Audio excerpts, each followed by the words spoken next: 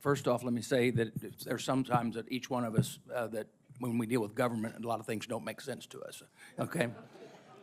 That being said, we know the VFW is a staunch supporter of VA's community care network, but we know some veterans are still waiting too long to get the care they want. What do you think the VA needs to do to improve community care access? It's an excellent question, Chairman. It's a balancing act with the VA. I use all VA healthcare. I truly do. Everything I do, I use the VA. And there's sometimes I get farmed out in community care. But it's a balancing act. You can't have too much of one. The VA secretary was just briefing us saying, you know, it's in some places leading up to 40% are getting sent out, and even he agrees that that's not right.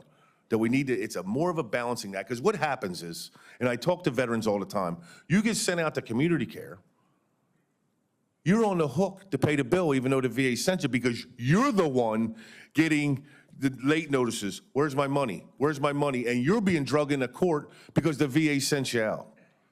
There's a fine line here. We have to find it, do this balancing act with it. I mean, community care, we are supportive of it. It does help care, especially in rural areas, sir. But for the veterans to sit there and be billed with late notices, time after time after time, it creates undue stress. And I'm hoping that we can find this balancing act. You know, I was pleased to be working with Senator Moran, Senator Chester, Speaker Johnson. We were able to get the language of my bill, H.R. 705, to protect the Second Amendment rights for veterans, including the appropriation, included in the appropriations bill. We'll consider this week, and I'm grateful to VFW past support of this issue. Is this something that the VFW will continue to support?